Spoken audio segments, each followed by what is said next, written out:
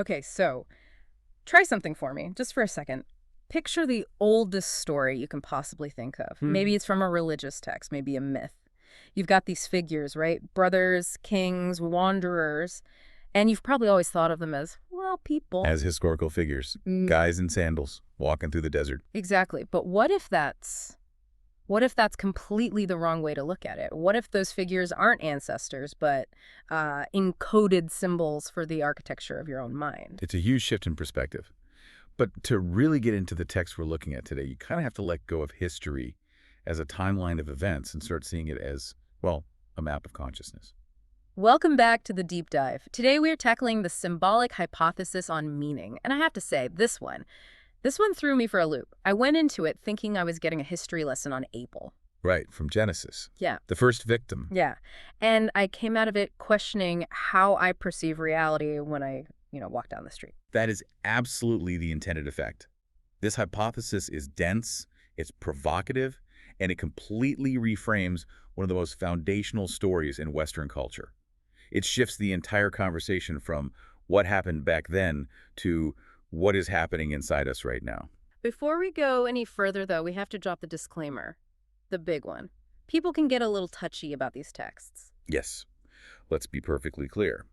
The source material we're discussing today is a theoretical framework. It is not archaeology. It's not making any claims about, biological genealogy or documented historical events. We are not looking for bones in the desert. Okay, so we're not saying this guy didn't exist. We're saying, for the purposes of this deep dive, we are reading the story as a code. Precisely. The hypothesis proposes that these ancient narratives preserve what it calls encoded reflections on shifts in human interpretive awareness. A fossil record of the mind. That's a great way to put it. Instead of bones, it's preserving the very way human beings use to process meaning itself. Shifts in human interpretive awareness. It's a mouthful.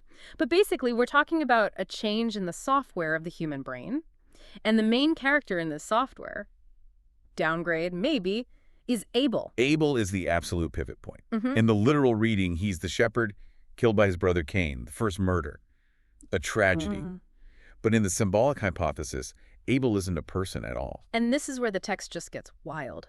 It argues that Abel, and it's very specific about the phonetic link to the English word able, Yes. is actually shorthand for an interpretive capacity. It treats the name as a functional label. Yeah. Able is the human capacity for what it calls layered meaning. So when we see Abel in the story, we shouldn't picture a guy with a lamb. We should picture a specific way of seeing the world. Exactly. It's the faculty that detects coherence beneath the surface of a story or an event.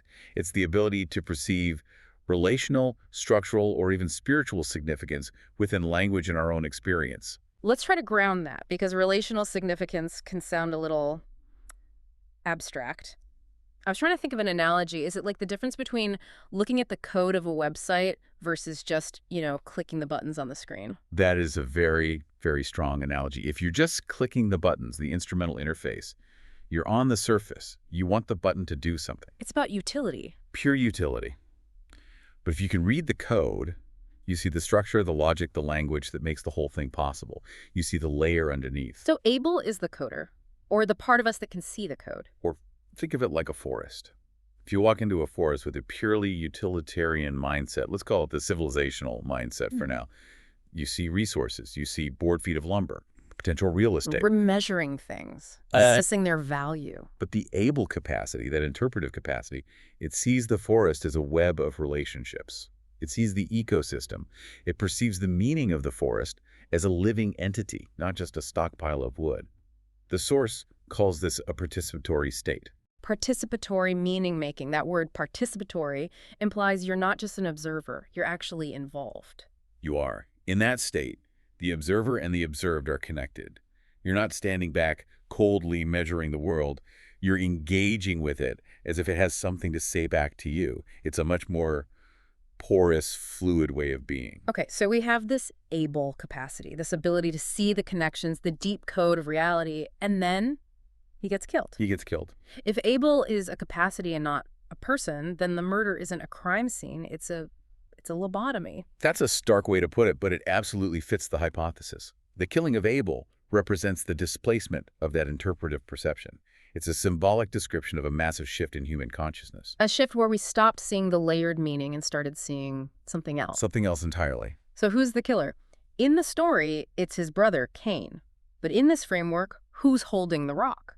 The antagonist is described as civilizational processes. The text argues that as human societies scale up, become more complex, they naturally move toward instrumental or material systems. Instrumental systems. So we killed meaning to make room for efficiency. In a way, yes. Think about what it takes to build a massive civilization. You need walls, taxes, armies, agriculture on a huge scale. And to do all of that, you need the world to be predictable. You need the bricks to just be bricks. You can't have the bricklayer stopping every 5 minutes to contemplate the, spiritual web of meaning in the clay. Exactly. You need the brick to be a unit of construction. You need literalism. And the hypothesis suggests that these civilizational processes prioritize control, hierarchy, and literalism over that fluid participatory meaning. Okay, but hold on. Let me just play devil's advocate for a second. I mean, I like plumbing. I like antibiotics. I like that my car starts in the morning. All of those things are products of instrumental systems. Of course. Are we just saying civilization is the bad guy? Is this some romantic return to the caves argument? And that's the tension the source material is really wrestling with. It's not necessarily painting civilization as a moral evil. It sees it as a structural antagonist to a specific way of thinking. It's a trade-off. We gained mastery over the material world. We got the plumbing and the cars. Well, what did we pay for it? What did we pay for it? We paid with Abel. We sacrificed the ability to see depth so that we could manage the surface. We traded why for how. We traded connection for control. And once you start looking for that pattern, this killing of Abel, the text argues you start to see it everywhere. Well, the source material definitely scales it up. It goes from this one story about two brothers to these massive conquest narratives. It does. It brings up references to things like the Canaanite distraction and other ancient stories of one group just wiping another one out. Which, we normally read as war. Group A wants Group B's land. That's just standard history. But remember the lens we're using. The symbolic hypothesis insists these are not ethnographic claims. It's not about one tribe physically attacking another. These conquest stories are symbolic of epistemic shifts. Epistemic shift. That's one of those $5 words, but I think it's actually crucial here. Epistemic is about knowledge, right? How we know what we know. Correct. So an epistemic shift is when the very foundation of how a culture perceives truth completely changes. So when the narrative describes a conquest, this framework reads it as the erasure of an interpretive culture by a dominant external system. So it's like, okay, imagine you have a culture that basically runs on poetry, on myth. Their entire sense of truth is wrapped up in these stories, their connection to the land. That's their indigenous interpretive framework. Exactly. And then the conquest rolls in. And it's not an army, it's a spreadsheet. That is a brilliant image. It really is. Because a spreadsheet is the ultimate instrument of control. It demands that everything fit into a cell. It demands literal values. It has zero room for ambiguity or layered meaning. You try to put a poem into a spreadsheet, you just break the poem. And the spreadsheet always wins. That's what the source suggests. The system that is more efficient, more rigid, more controlling, it just tends to pave over the system that's more nuanced and participatory. That's the parallelism the text mentions. It compares the killing of Abel to what we've seen in history, where indigenous web-like ways of knowing are just erased by dominant mechanistic empires. It's a form of colonization, but not just of territory on a map. It's colonization of the mind. It's the imposition of a grid over a living landscape. And the text argues these narratives are a warning. When you choose the path of rigid structural control, you are committing a kind of violence against consciousness itself. You are suppressing the ability to see the world as it truly is, alive and interconnected. So if we follow this logic, we had the capacity, we were able, then we built these massive structures, civilizations, empires that required us to suppress that capacity. We killed it to survive and to expand. And that brings us to the really uncomfortable part, the diagnosis of our present moment. Right. Because this isn't just some ancient history project. The text is asking, where is Abel now in 2026? And the answer it provides is, well, it's pretty bleak. The hypothesis suggests that modern societies reflect a phase where this killing is either ongoing or perhaps effectively complete. We are living in the world that Cain built. We are. The text describes our reality as one where analytical or mechanistic frameworks dominate.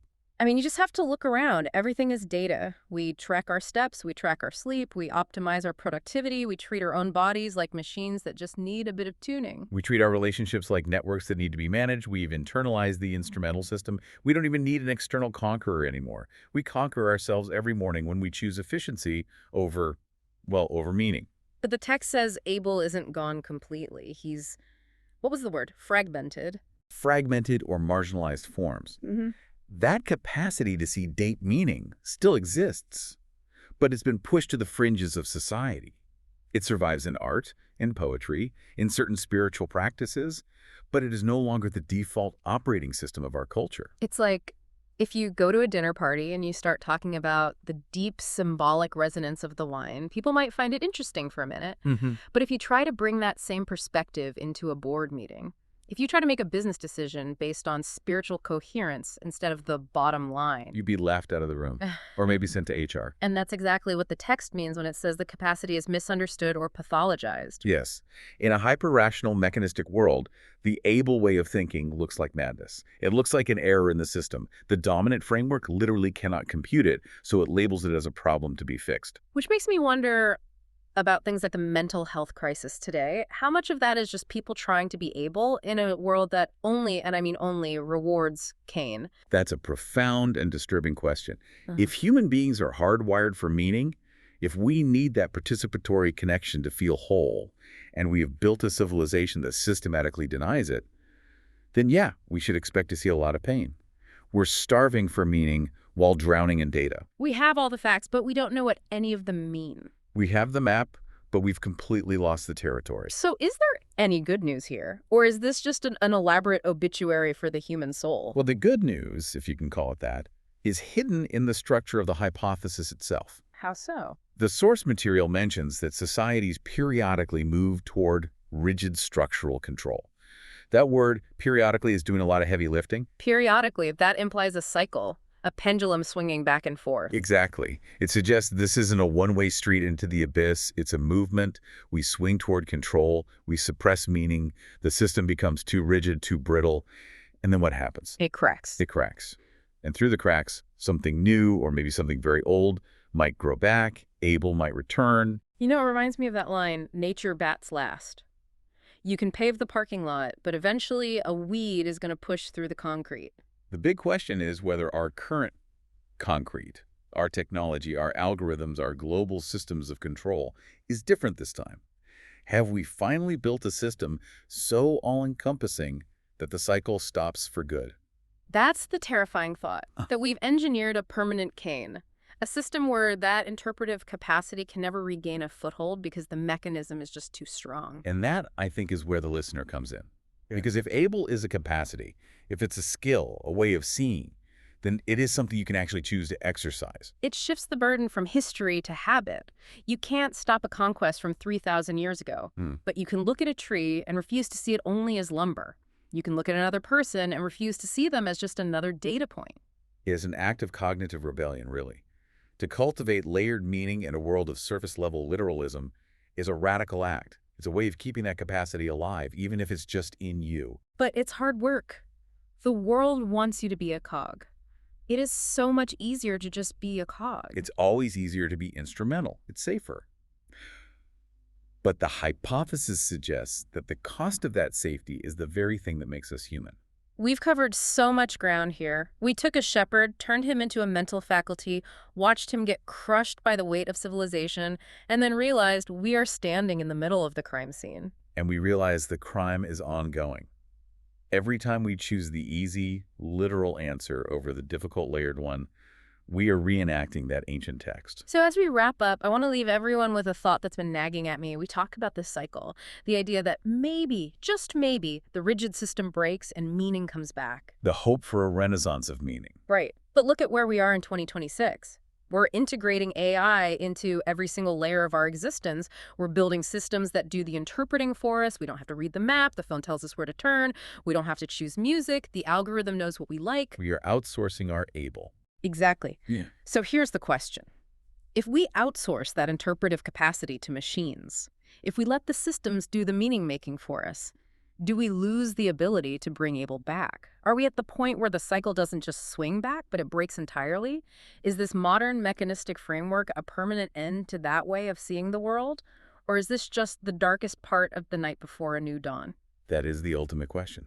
And the source text doesn't give us an answer. It just shows us what we've lost. Which means finding it again is up to us. Thanks for diving deep. Keep your eyes open and try to see the layers. We'll see you next time.